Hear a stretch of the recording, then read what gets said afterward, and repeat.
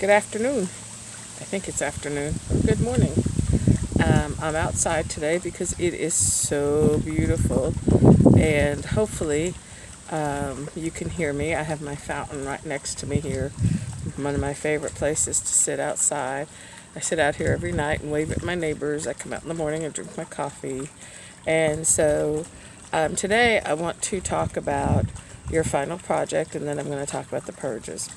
I updated your project and gave you till next week, May 6th, I believe, next Thursday, to complete it.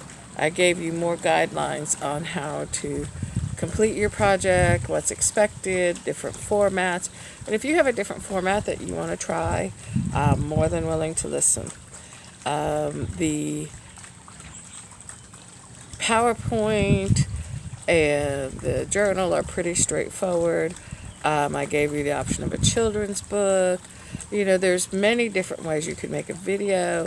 You could even make a tour book if you wanted. And that might be an interesting look, like a tour guide for people. And so that might be an interesting way to look at this project, is how to inform people. I also gave military dossier for those of you who are familiar with military work.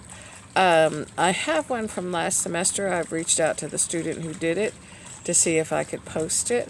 And as soon as I hear back from Keegan, I'll let you know. So that's on that. On the Russia Behind the Headlines, the last one was due yesterday. And so it's just much easier to go back and grade them all at once. So I will grade those. Your final essay exam will open this weekend, and you will have till May 8th or 9th, I believe, to turn it in. I'm trying to stage your work so that you have plenty of time to do it all. And the essay questions are theoretical.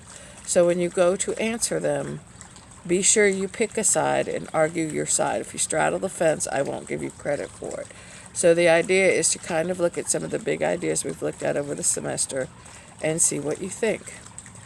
Today I want to talk about purging. And for us in the West, it is really hard to conceive of the idea of purges. And I mentioned this last week under Lenin. But now under Stalin, we are going to see purges take on a whole new realm. And so purging, like I told you, the first one was the nobles. The second purge was of the church. Another purge going on were those who were not true to Lenin. We are going to see collectivization in the new economic plan. We kind of touched on that. But once Stalin comes into full power after 1925, purges take on a whole new meaning. And it means the total liquidation of villages. Stalin, who was not Russian, who was, from Georgia, will use the purges as a way to break up minorities. So one of the big minorities in Russia, which they have problems with today, is the Chechens.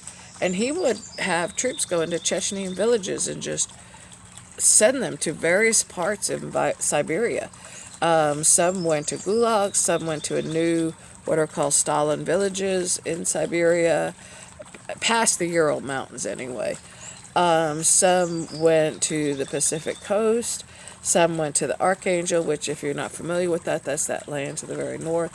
And so under the Stalinist system, you did not have a choice of where you worked or where you lived. You went where Stalin sent you. And so it was very easy to disperse minority populations. He will later do this with Ukrainians. He does it with all sorts of groups, breaking them up, sending 40,000 here, 50,000 there, 10,000 there.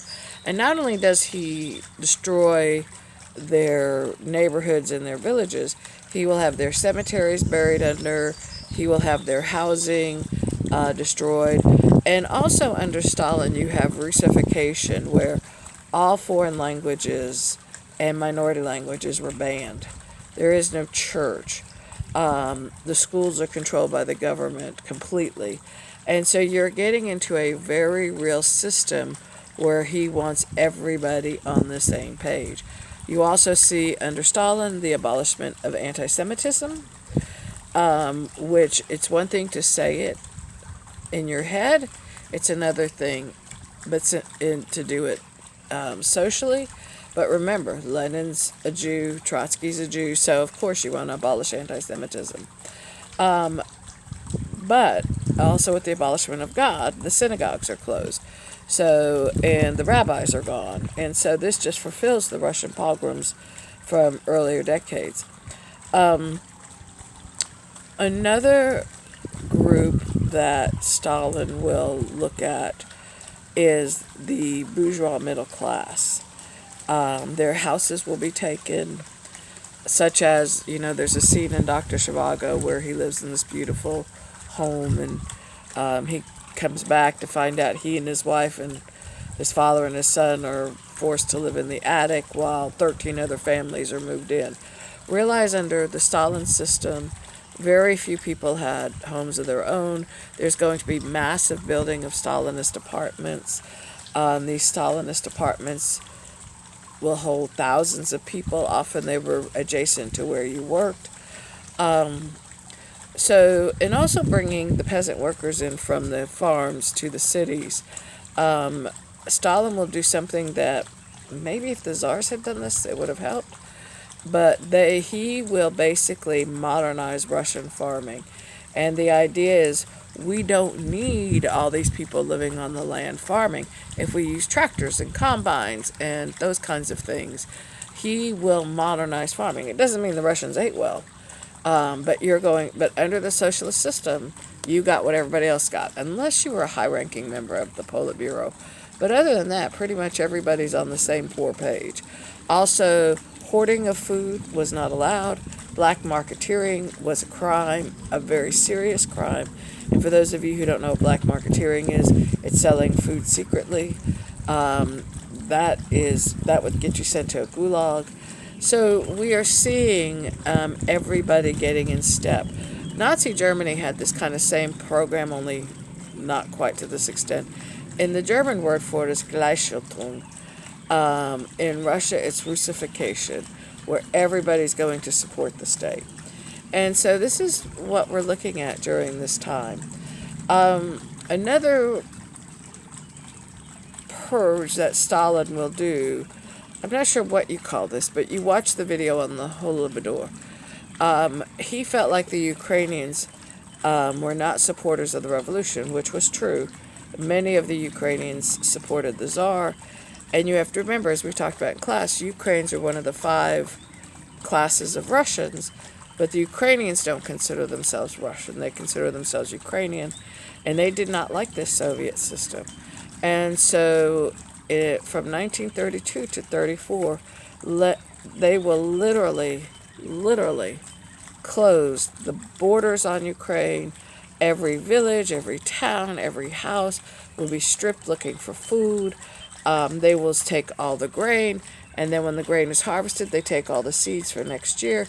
And literally in that 2-year period of time, starve 10 million Ukrainians to death, and creating a deep, deep hatred of the Russians for this, so much so that when the Nazis show up in 1941, the Ukrainians want to help the Nazis instead of being loyal to Russia, which will cost them after the war. The Ukrainians saw the Germans as liberators. Stalin saw the Ukrainians as terrorists and traitors. So we have the Holodomor. Also, there's going to begin the beginning of the political purges with the assassination of Kirov. Kirov uses the purges, Stalin uses Kirov's assassination as his excuse. And especially once Beria comes on as Stalin's right-hand man, we will see the acceleration of political purges. So much so that they are brutal. And it's not just going to be, were you loyal to the party? What about your family? What about your friends? What about they knew you, therefore they couldn't have been loyal? And so we're going to see these massive purges in the 1930s that will help skyrocket the figure for Stalin. Anywhere from 25 to 36 million Russians died before 1939, before war broke out. The political purges start with the Zinoviev Trotsky trials. Trotsky will be tried in absentia and found guilty. Trotsky had retired and was living in exile, hiding in Mexico. He was hiding at the home of the artist Frida Kahlo and her artist lover Diego Rivera. And I mean, if you got to go somewhere, Mexico City's really nice. But one day his aide came in 1940 and said, "Comrade, there's somebody here to see you." He gives a name, and Trotsky didn't recognize the name, and he's busy working, and he tells him, "Okay, send him in." Guy walks in, he stands there at Trotsky's desk, and Trotsky tells him, "Wait a minute, wait a minute." And the guy reaches into his pants leg and pulls out an ice pick. Not the kind of ice pick you get ice out of your freezer with. We're talking about ice pick like mountain climbing ice pick. And just buries it in Trotsky's head. Trotsky will die, of course, and Stalin considers that the ultimate revenge. And so these political trials will spill over to the military. We will see anybody who was in the military, friends with these political people, be purged, which will then cause the decapitation of the officer corps, about 80%, right on the eve of World War II. So you have a lot of purges going on. Not only that, after the war, General Zhukov, who was so popular with the people, Stalin will try to purge him also, except that Stalin dies before he does purge Zhukov. He did Zhukov in stages, forcing him out of office, giving him a minor post in the Odessa, kind of getting him out of the limelight. And Zhukov will outlast Stalin and go down in history as one of the greatest generals of all time. So when we are looking at the purges, it sets up a fear system in Russia that cannot be overcome.